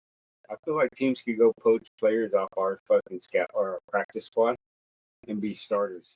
And then we go and pick motherfuckers off of Carolina to fucking walk off the field. But look at these linemen that we had at the end of the season. They were all fucking picked up from the practice squad to finish the season off with, you know what I mean? Yeah. And they did pretty decent. Not saying, there's probably a reason. They're probably not consistent, They probably ain't. Yeah. But. Can I read you the Brock Purdy stats? So Brock Purdy, first half of this season? No, I said no. You're going to have to listen to this. First half of this season. You're going to read them even though I said no? Yeah. First half of this season, right? We were what? 500 first half of the season? 12 touchdowns, 2 interceptions, 104.7 passer rate. Great quarterback. Brock Purdy in the second half of the season. This is from Chase Chat Sports. So I'm not bullshitting you. 8 touchdowns, 10 interceptions, 86.1 passer rate. Yeah, but Chase lives in fucking Oklahoma or something. Well, regardless. He's not even a real Niner fan. But regardless, those numbers are on paper. These are real numbers. And here's the thing, though. Bro. Okay, but hold on. Mike, where he said, Watch me fucking live out this shit. No, listen. All of these touchdowns came at the worst time. End of games when you had a chance to take the lead. It's not is not being clutch this season, regardless of who's on the field. And that's what technically makes quarterbacks elite. And that's what makes me say he's not. That's just kind of like he's also been on record, and Shanahan's also been on record saying that he's limited in his.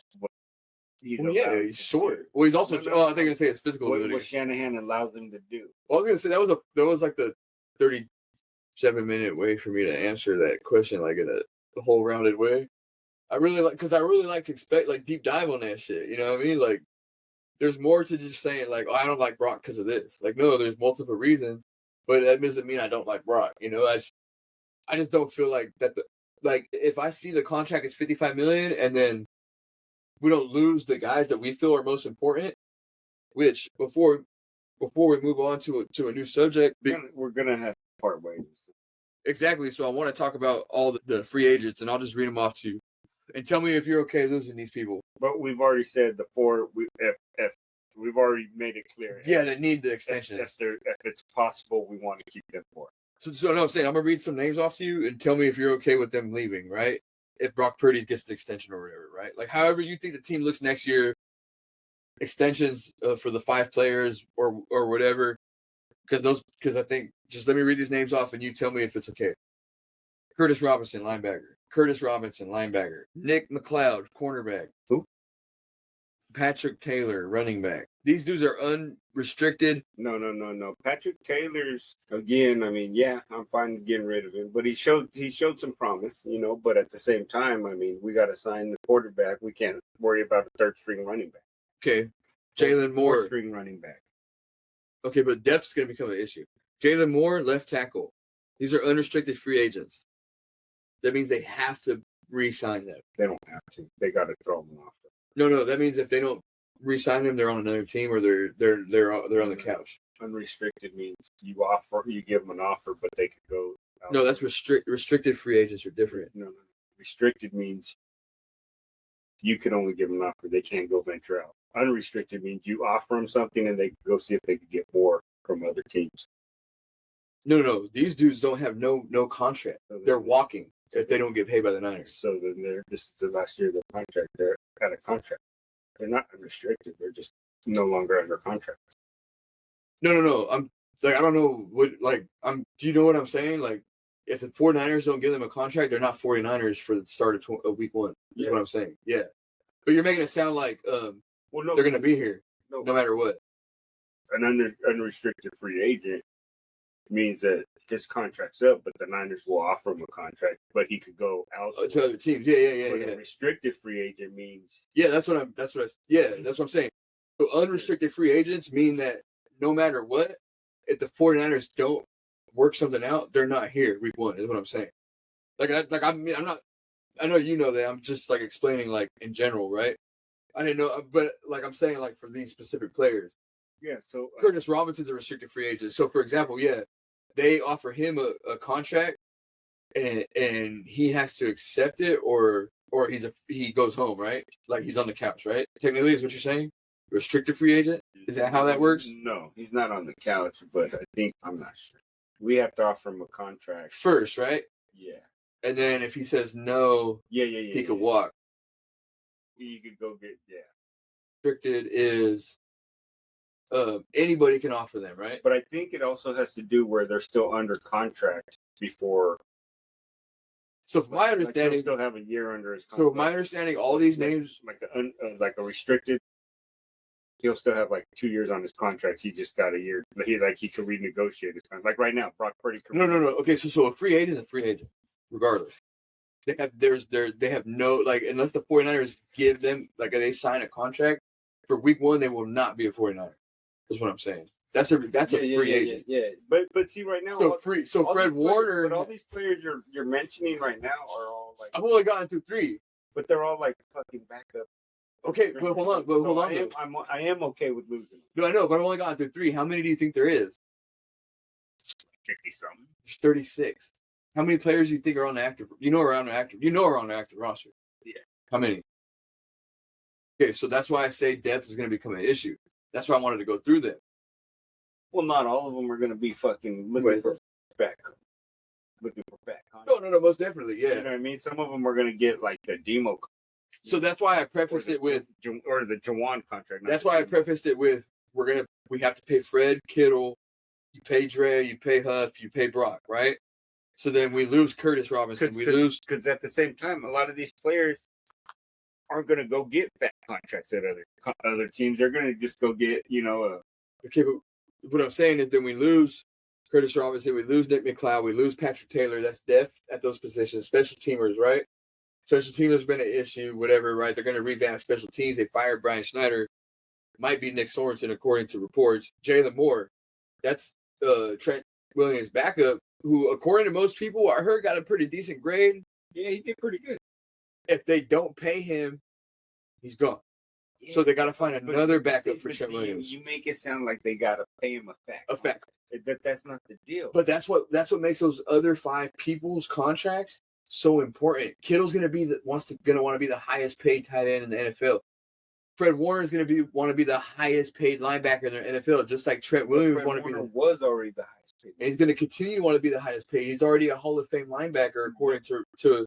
At the same time, yeah. So that's what I'm saying. So I was gonna. It's not just Brock. I was gonna say, at the same time, all these contracts are stacking up. But I was gonna say, at the same time, they're kind of towards the end of their career, so they're declining. But at the same time, it could just be their career, so they want to get that last big payday. I heard at one point all they do is give Trent $1 more than the other guy, just to make him the highest paid. It's that stupid. So you're right. Yeah, they might be able to offer Jalen Moore like, hey man, we can only offer you just throw out, because I don't think he's an offensive lineman. He's probably not playing for less than like $5 million a year. I was gonna say probably maybe $5 million. And we might be casuals or even completely unknowledgeable in that. Someone might laugh at us and be like, you don't know football. And we probably don't, you know what I mean? It's probably a lot less. Yeah, it could be more. Who fucking knows? You know what I mean? I think how much is Trent getting? He's the highest paid left tackle in the NFL. Yeah, but is it really that much? More than 18 million, I think. I think it's only like 60. But the thing is how does it all affect the cap? That's all that matters, right? And we won't know how it affects until they start laying all these contracts down. There's 36 of these dudes they need to bring back for death purposes. So let me just rapid fire. Talanoa Hufanga, we talked about. Elijah Mitchell, injury-prone running back. Do you want to bring him back? No. Fuck no. Let him go. I'd rather bring Patrick Taylor back. Okay. Well said. Sam Okawanu, we've seen some promise out of him. He is a ERFA. That must be some weird restricted free agent. FA. Maybe because he's from fucking Africa or something. No, I don't know. Ain't he like one of them? No, there's a couple with that designation, but it has to be one of those like first div 49er type things. But the 49ers brought him in this year, so it must have been a 1-year contract type deal. So they have to re-sign him again. Braden Willis, tight end. We do need some depth there. I didn't hear too much things too promising about him, so Salberg did a little bit better. Yeah, I think he might. I don't think he's going anywhere though. Jalen Graham, linebacker. I bring him back. Good shit. I agree with that one. Jake Tongas, tight end. I heard a few good things, but I wouldn't. Same thing with Braden Willis. Wasn't this his second year? We got our second or third year. I think maybe. He was highly touted, but never lived up to it. Yeah, get rid of it. Jordan Mason. I like him, bro. I really hope they bring him back. Anderson, inside defensive lineman. Maybe mentioned his name twice all season. Austin Pleasance. Never heard of him. Right tackle. Mason P-line, tight end. Practice squad player might just come back because he's not worth a dime. I mean, if he stays on the practice. Yeah. Javon Hart. If he feels that way, I don't think 49er fans would ever be upset with the team agreeing parting ways. I think he wants to go.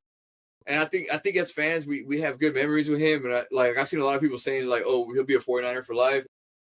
I don't see anything wrong with Ward. You can't say that because he came from.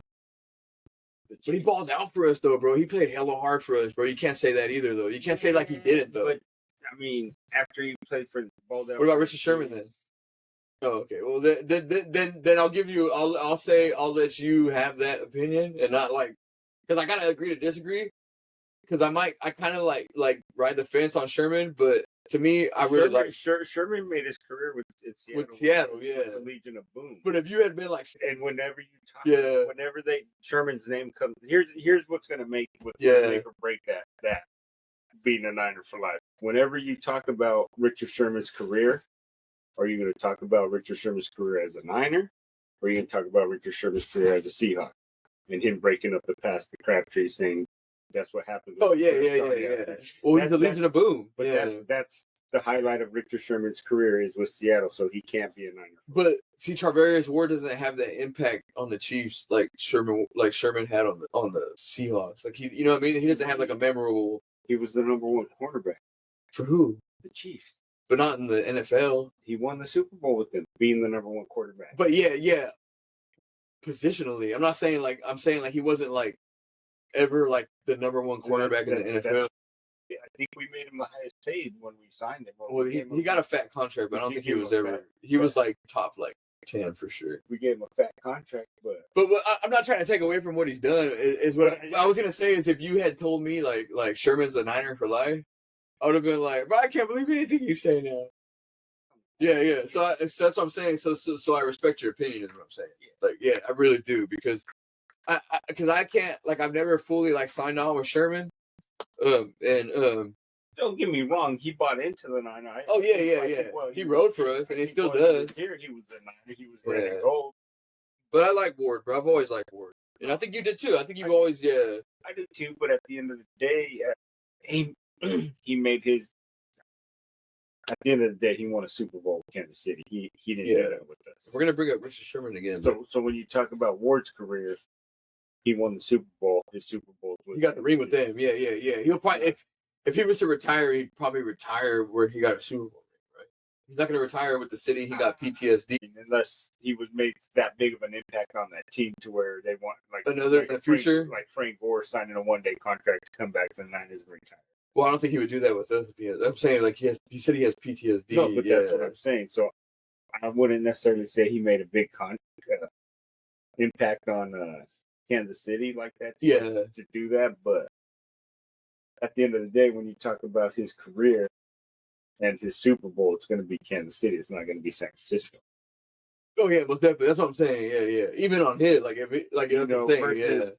versus when you talk about Joe Montana, but he's gone as a Niner at this point. But versus when you talk about Joe Montana, a Niner for life, even though he retired as a Kansas City. He was mad at Steve and never retired as a Niner. But his whole career was set as a Niner. Let me read these names real quick, and I 100% agree because you just reminded me of something, and I want to read these names off, and then I want to see if you want to bounce this idea off me real quick about Montana and stuff. But so Dre Greenlaw, talked about him. Needs to sign. Devondre Campbell. I hate to lose that fucker, but honestly, bro, get rid of him. If we don't bring Greenlaw back, you have to bring back Devondre Campbell. Fuck no.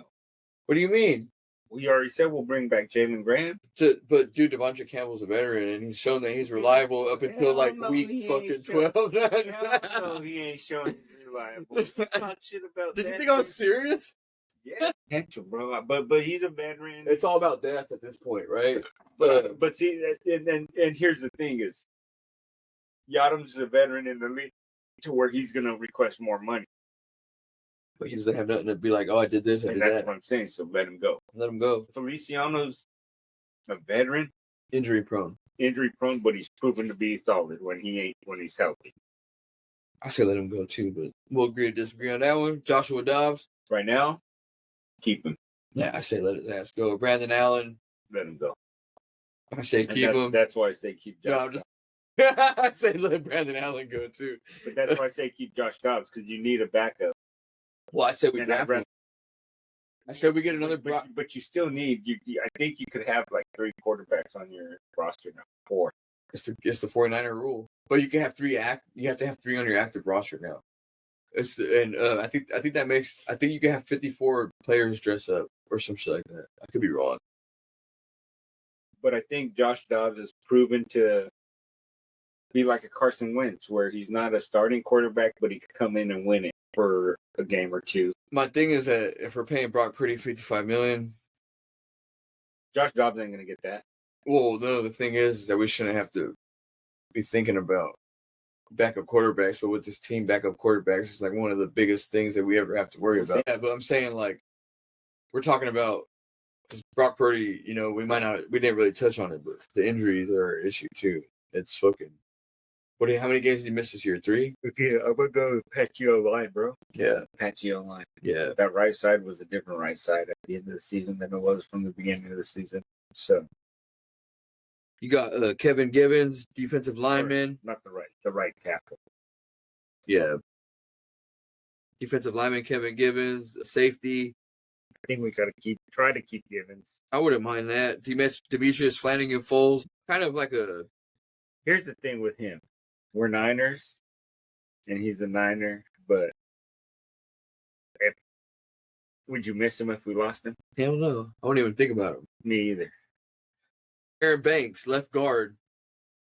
Offensive line is a huge fucking. We got to keep him. Yeah, that's a huge thing. Khalil Davis, not too much promise there. Khalil or Kalia? No, Khalil. Khalil is the one we just signed at the beginning of this year. I've lost complete track of who is who. I think it's a glitch in the matrix. Khalil is the one we signed. Kalia is the one we drafted. It's Cortez, Jay Cortez, the one and only. Who cut your hair, bro? Did you pay for that? No. Did they pay you? Actually, I was thinking about this when we were talking about. No, when we were gonna. I'm still unpaid. No, yeah, unpaid intern. No, but we were talking about the whole Skip thing. The whole Skip thing. I didn't get a chance to ask him because you were here. What, you know who Skip Bayless is? Can you show him a picture of Skip Bayless? He's on ESPN. Okay, but here's the thing, right? Let me ask you a question. What? Serious question, right? This is dead serious, bro. You're at work. You work for some wealthy, affluent people, company, whatever, right? You know these people got money. Yeah. Hey, what's up? Let's go over here. Let's go hang out. No, I'm okay. I'm married. Let's Skip Bayless, right? I'm married, right? I'm a girl. Hypothetically, we're talking, right? You're Skip Bayless. Hey, you're Skip Bayless. Hey, let's go over here. I want to take you out. No, I can't. I'm married. Yeah. I don't want to do that. Yeah, let me show you this one just to give you better. Here's 50. What about $50,000? Would you smash? Would you let Skip Bayless smash you? Well, if you're a girl, would you, as a man? What did I do? Oh shit! Would you let Skip Bayless smash for? Would you let him hit that? But Dissy Dirty brown hole for $1.5 million. No, it's $1 million, bro. You wouldn't $1.5 million. Almost $2 million. Tax free. Oh no! That nigga just laid it out, just banged it out like, hey, here you go. It's a booty call. Bam. $1 million. Yeah, he offered this bra at $1.5 million. Want to see her? Want to see what she look like? Not really. No, you don't. Let me see. Do you think she? Bro? See if she's worth 1.5. Smack him. Tell me what you think. Bro, I swear to God. What? He's scared of girls, bro. Don't show him. He thinks I'm gonna show him some gay shit. 1.5 mil. Why you look like that when you look at her, bro? How much would you offer to hit that? Like based off your bank account right now. No, block of cheese. Fuck. I think you're gonna talk about the rest of the free agents, bro. But one thing I really wanted to talk to you about that's been like a huge topic of discussion is this whole defensive coordinator. And so I contribute to casual fans jumped on. Let's go. Let's go. It's gonna be us. We gotta put our defensive coordinator. Let's go. Let's put our masks on. Let's talk about it. Defensive coordinator. Let's talk about it, right? They said that they're going to demote Nick Sorensen. They already did. Yeah, but he's not leaving the team. He's going to be a part of the team. Might be special teams coordinator. Right now, they've interviewed Saleh, and they've interviewed who was? They interviewed that. Or just it's actually kind of racist when you think about it, like inherently racist because it's like I don't think we give. I think they give for giving us that. It would be they both do. The 49ers get one for hiring him, and then you get one for losing him. So like when the 49ers hired, when the 49ers hired DeMeco Ryans, they got a draft pick, like a fifth rounder or some shit. DeMeco was an internal hire. Yeah, but he was a linebacker coach. They hired him as a linebacker coach or some shit. He was a linebacker coach. Yeah, they got a comp pick for that. Then they promoted him. You get comp picks for hiring dudes just your coaching staff. It doesn't have to be a coordinator. Yeah. So like, they did that with a couple other dudes. Steve Wilkes was one of them too. But then they lost it, I think, because of that cap thing. So was Saleh. Yeah, he's like a mix, huh? Mike Daniels is black too. Did you know that? He's that one guy. That one. He's that meme where he's got a mole on his thigh. Yeah. 1% nigga. Nah.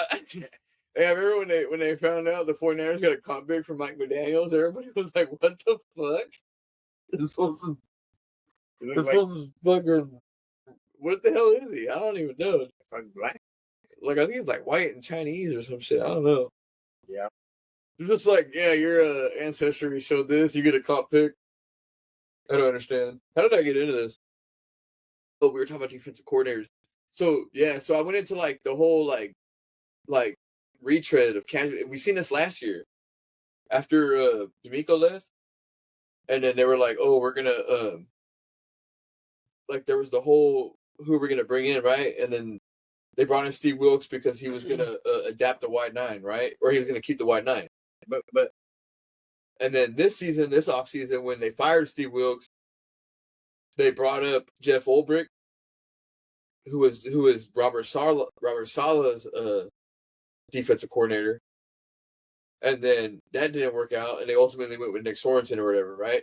So as soon as this happened, well, yeah.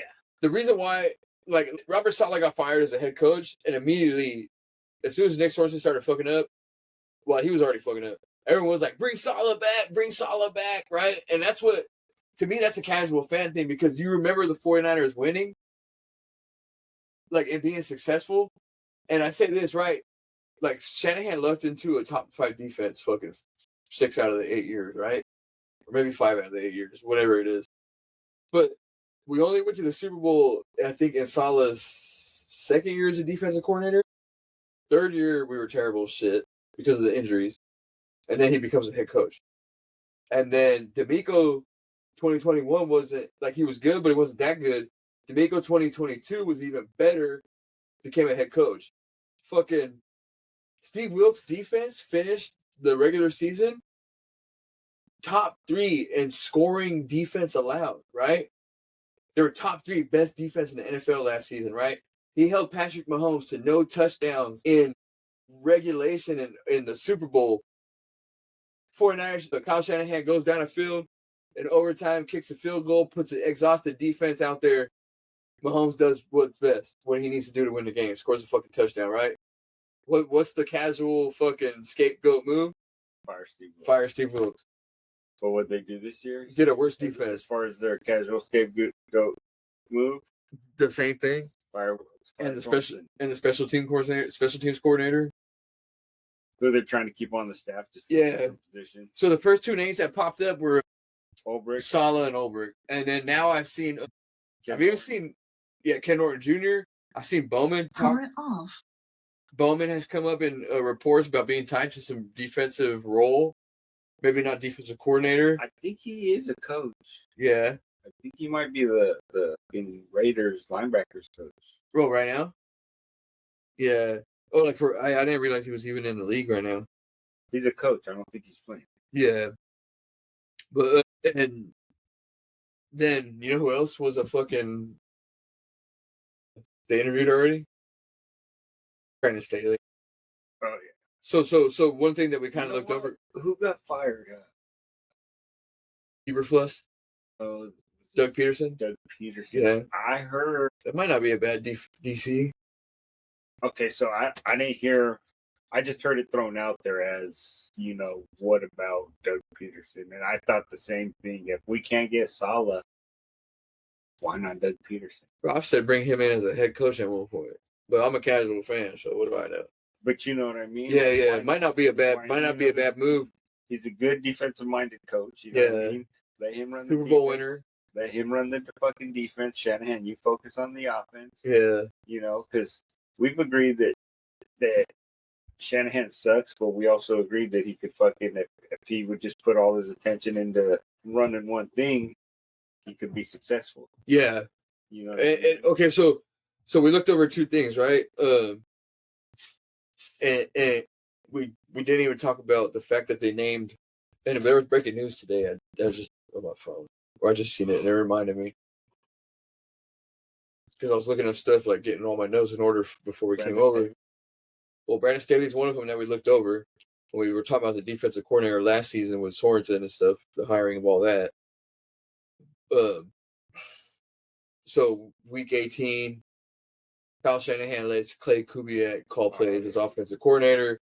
In this big press conference, end of season presser, they named Clay Kubiak offensive coordinator, but he's not going to call plays, which is weird, right? They let him call plays in the preseason. They let him call plays in week 18 of a game that don't matter. Then they promote him to offensive coordinator and specifically stated that he's not going to call plays. Somebody asked him, right? Well, they asked him, and Shanahan just says he'll continue to call the plays, but he... No, he said he's not going to call plays. No, the Shanahan will continue. Oh, yeah. Not but Kubiak. he takes input from... They said he's been on the team. Essentially, he's been doing offensive coordinator duties is what he said. That for years or whatever, right? A couple of years now. Maybe since Mike McDaniel left. So, breaking news before I came was that the NFL... Why did he smile when he said that? What? He was it wasn't on me. Are you horny? What the fuck? I'm always horny, dude. Stuck. For real? Whoa. Don't get stuck around me. No, so breaking news before I got here was that the NFL somehow fucking came in and shut the move down and said the 49ers can't promote Clay Kubiak to offensive coordinator. And that they will seek an offensive coordinator. Where are you going? What you talking about? What you doing? What you talking about? I ain't going nowhere. Why are you putting your chair up like that? So I can walk out? Oh, you finna dip? Nah. Well, you want my keys? No, you gonna leave? I think. Yeah, you don't look at me. Yeah, so you don't lock yourself out again. But weird, right? That they can't promote him to offensive coordinator. So I seen that apparently they're gonna search for offensive coordinator now. And I seen a lot of people saying that the whole fact that they made him, demote Sorensen and promote Kubiak was the York saying, hey, like what you just said, like, hey, we need to take away some of these things that are distracting you and give some of these duties, responsibilities to other, kind of balance things out so you can focus more on your responsibilities as a head coach, which I could agree with. But now we're in a position where we're looking for an offensive coordinator and a defensive coordinator. So we're going to have a lot to look forward to this offseason, dude. My speculation, again, the other thing I said we missed was Brandon Staley, right? In the offseason, this past offseason. You might recall, I was pretty upset with the whole Brandon Staley. I don't like him. I remember seeing a stat. I've said it so many times in this pod. Maybe this might be a fifth time repeating this. When he was with the Chargers, his offense scored like 1,500 points. We'll say 1,530. His defense, while he was with the Chargers, however many years it was, They were like 30th or something in the league. So their offense scored 1,535 points the whole time he was there. His defense allowed 1,545 points. He was terrible when it came to defense. And the 49ers hired him as a defensive assistant coach. And multiple times this year, people asked him, what is Brandon Staley's role in this team?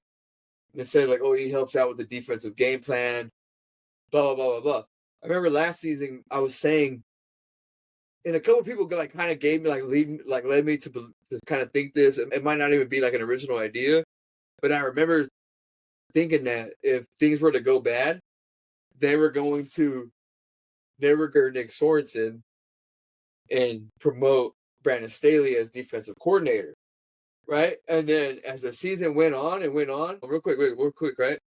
As the season went on, people continually realized that the defense wasn't exactly a problem, wasn't the biggest issue this season, that this offense wasn't scoring. So if they were to fire Nick Sorensen, it would have been like, for what? Like, your offense isn't doing shit. How many times did this offense not play complementary football? So I think that little backdoor plan, if it's real, definitely backfired, because there was no way they were going to fire Nick Sorensen when his offense wasn't doing nothing all season. And because that would have been a Band-Aid, right? That would have been another scapegoat. It would have been another, you're not focused on what the issue is. The issue is you got all this money on the offense and you guys aren't producing. You know what I mean? Yeah. And Yeah, not to cut you off, I just really had to finish that thought because I've been thinking about that one, and I'm like, I hate Brandon Staley, but I've never liked Brandon Staley. Well, Like, I mean, Shanahan said he ain't gonna, he's gonna give him an interview. interviewed him, he already did. So here's my thing, though, right? Robert Saleh is getting head coach interviewed. He got a head coach interview with the Raiders, and he got a head coach interview with the Jaguars. So yeah, they might find somebody else they like, but what are the odds that they're not going to offer him something? So then he might be able to take that to the Niners and be like, hey, they're offering me this much money to be a head coach. What are you offering me to be a defensive coordinator? And this kind of came from Grant Cohn too. Grant Cohn saying like at this, I think they were even Kruger or Naylor saying at this point, like why would he want to come back knowing all the drama that's happened these past couple of years? And if anything goes wrong with this team, even if it's not the defense, the first one to go is the defensive coordinator. So he was saying, like, they're going to have to offer Robert Saleh the bag. The good thing is there's no cap on how much you pay the coaches. Yeah. So they could pretty much fucking. The thing is like, the Yorks are like, dude, we've been handing out money fucking left and right. There's no ring. We've already paid this dude before. He took more money to go coach. I just don't see Robert Saleh coming back. And I told a lot of fans, like, prepare yourself to get let down. We've seen everybody want to see the Nepo draft. It didn't happen. We predicted all these defensive coordinators last year that didn't happen, and we got we got Nick Sorensen, you know what I mean? So I don't think it's going to be Jeff Ulbrich. From my understanding, the Jets still have him under contract. They would have to let him go. He didn't get let go with Saleh. So the 49ers would technically have to buy him out. If the Jets bring in a new head coach that don't want to keep him, they might just cut him, and then he might be free agent technically. So I don't know what your thoughts are on defensive coordinator, or if you want to even speculate on it. It might be something we want to wait and see what really happens, but it might be Brandon Staley, bro. I think if we can get Saleh back, I'd like to get Saleh because, I mean, every year since we lost Saleh, our defensive numbers have declined. Whether that's been the reason for our failures or not, they have. That's just the fact of the matter. See, you said that before, and I don't think Saleh was ever top 3 in scoring allowed. And that's what Steve Wilkes was last year. He made the secondary what it is now, I think. I think he's a testament to that because he was a secondary coach. And I remember last year, all the DBs, Lenore, Ward, all of them talking about how much he helped them understand the defense better. The pass rush. The DBs were saying that the pass rush struggled. And I don't think that's Steve Wilkes' fault, though. I think that's the fault of the wide nine. I think that's the fault of relying on Nick Bosa and a lack of depth. No, because I mean, yeah, they say the wide nine, your DNs are split out wider than your tackles. There's like that big gap, but you should have your linebackers filling that gap. What are your linebackers doing? Well, that's where I would and I don't want you to feel like I'm repeating you, but I think that's where I would say that's where injury played the biggest factor this year. No, I agree with you. Yeah. But what I'm saying is, that's why our wide nine ain't working out. Well, and I have a post I saved because Kyle Shanahan, remember how earlier when we first, I think maybe our wrap-up episode for 2024, when we talked about defense, I said maybe it's time to change the scheme. He finally did say in that presser that he was open to maybe somebody changing some things, but he hopes to kind of keep it again, which odds are 99%. He said he ain't opposed to it. A change, yeah. I think he was more kind of alluding to because last year they wanted Vic Fangio, but Vic Fangio said, I'm not doing the wide nine, so that's why they went with Steve Wilkes. Not last year, 2023. Okay. Piss break.